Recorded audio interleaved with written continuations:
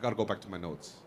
I remember the number at the announcement, and the $11.7 million over 4 years will go support college and university students by funding more mental health promotion workers on campus.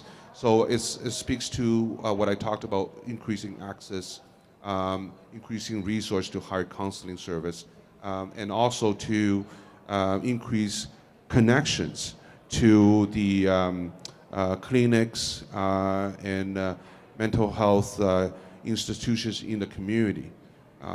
Where I represent Trinity Spadina, we're very lucky we have CAMH, an outstanding institution there. And over the last 4 years, I've seen step by step the expansion of capacity at CAMH. They're now constructing the third phase of their four-phase expansion program, and province has been with them every step of the way. Sandy, follow up? Well, I guess my follow-up would be, when will that money, is that in the budget, or is that a campaign promise, or will that be something that will be flowing when to the universities? So this will be in the budget, and the budget will unveil more detail to that. And the $11.7 million is for the next 4 years. Pauline? I don't think I have anything else to add to that, actually.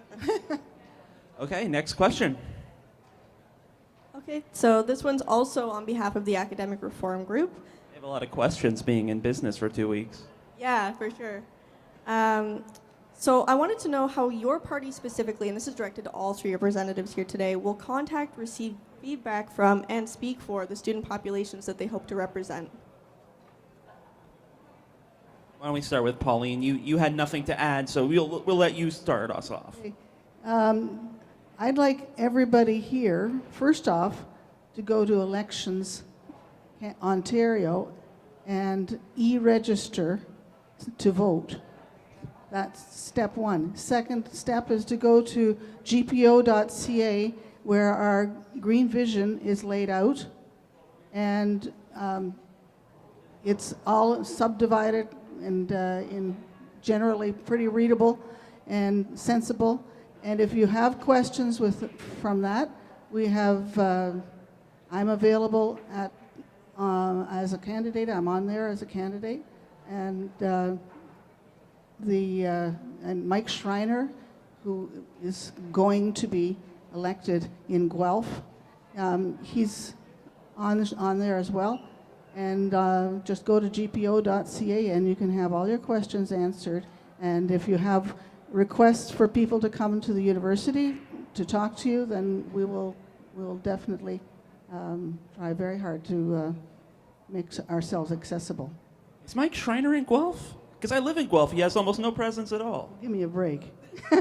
Yeah, me too. He has earned that. Yes, he's worked 100% for 4 years since the last election to be elected the first time. That'd be wonderful. I forgot this was a serious debate. I was just having a bit of fun. But Sandy, how's the NDP going to represent student voices? I'm trying to have some fun too, Adam, just so you know.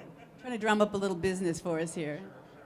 So in my riding, which is Hamilton West, Ancaster, Dundas, affectionately known as HWUD, we have McMaster University. I know, if I'm elected, first thing I will do is change the acronym. That's good.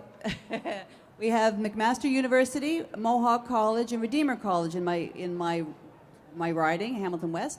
And currently, I was just at McMaster with the McMaster Student Union, as I mentioned earlier, and they are a very, very proactive group, the McMaster Student Unions. They have a they have a vice president that sits on one of the community associations in the neighborhood, because there's a lot of issues in McMaster around the students in the community and the residents, and a lot of students are struggling with being in substandard housing. They don't have the kind of access to services that they would need outside of the campus. So there's a group that meets regularly to make sure that when students are coming to our community, that they feel welcomed, that they know where they can go to get the services that they need, not only just health services, but basic services like garbage pickup or access to doctors and so forth. So I also sit on that joint committee as well as part of my commitment to the community, and the students are phenomenal. They represent the university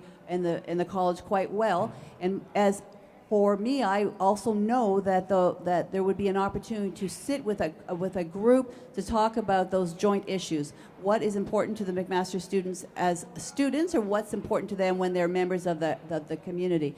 And as I said before, the students really bring to our communities an understanding of fairness, an understanding of the importance of electoral politics.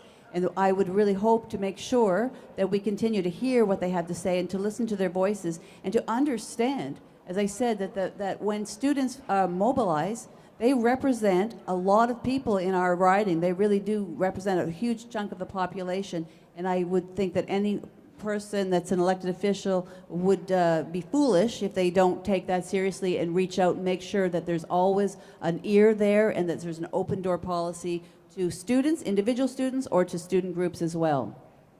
And finally, the current government, Han. Well, I'll be soon a candidate in May. I want to answer this question beginning with a story. 2 nights ago, I was driving my mom home because she babysits for me if I'm out doing events and stuff. It was 11 o'clock, and she was really frustrated. She said, why can't you just find a normal job? Why can't you find a real job? I said, Mom, I'm doing a real job. No, it's not a real job. So you can see that from a immigrant family, getting in politics is not something that my parents expect me to do. So I came here when I was 13. By the age of 19, I started getting into political campaigns, and I really liked it. It kind of opened up my network access. I kind of have a better understanding, appreciation of the society and how policies are made. So in my campaign, the 2014 campaign, I include a lot of undergrad students and grad students to be on my campaign, and I really appreciate their input. So I think the key word is empowerment. You got to empower them and tell them that they have a role to play in government policy making. Again, I want to use the example of free tuition. It did not come from some super smart policy wonk in Queen's Park. It came from student groups. They came to us and they proposed this idea. They show us the mathematics behind it. It made complete sense. So we took that in, and so from that experience, for the last 3 years, I've been doing a pre-budget consultation with the young professionals. Young professionals, mainly connected to Diversity Institute from Ryerson University, and I invite them come in and speak about what they want to see in the budget, and really take their idea and submit to Ministry of Finance. I think every elected official, they gotta really spend first of all, is planning, and then spend time and look at young professional, new grads or undergrads for new ideas. Not every idea is going to be practical, but they help us to look outside of the box, and that's very, very important. You got to make them feel empowered.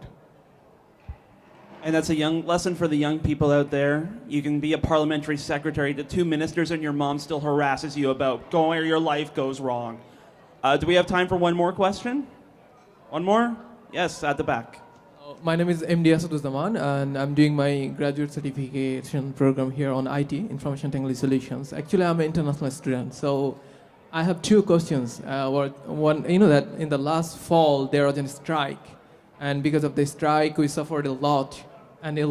We cannot, and we're still suffering. That that there is no reading weeks, and there is an uncertainty what is going to happen. And we have seen that the response from the government side was very late, and that there was no remarkable response on that issues. So, which kind of things you are gonna you're gonna assure that this kind of situation will not come and the students will not suffer?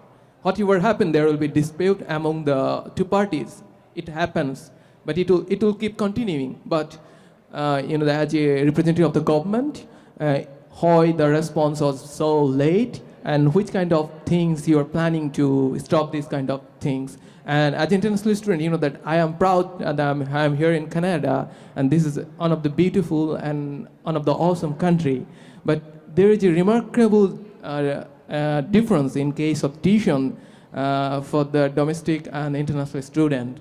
So what is the plan for the upcoming government or the upcoming candidates of the government for giving us a good news for the all over the Canada, lots of international community, student communities here. So these two, I think I'll get some response on that issue. You have some pretty complicated questions. So Sandy, why don't you kick us off? Well, I had mentioned that earlier, that the strikes in colleges and universities are really unacceptable. I mean, students have paid their money, they are in school, they're ready to learn, and by no fault of their own, they're caught in the crossfires of this situation. I would say what has happened in the past is that the province, the government, the Liberal Win government was the negotiator. They were at the table negotiating and should have done this sooner. There should have been a settlement long, long before the teachers went on strike. This negotiation went on for a very long time.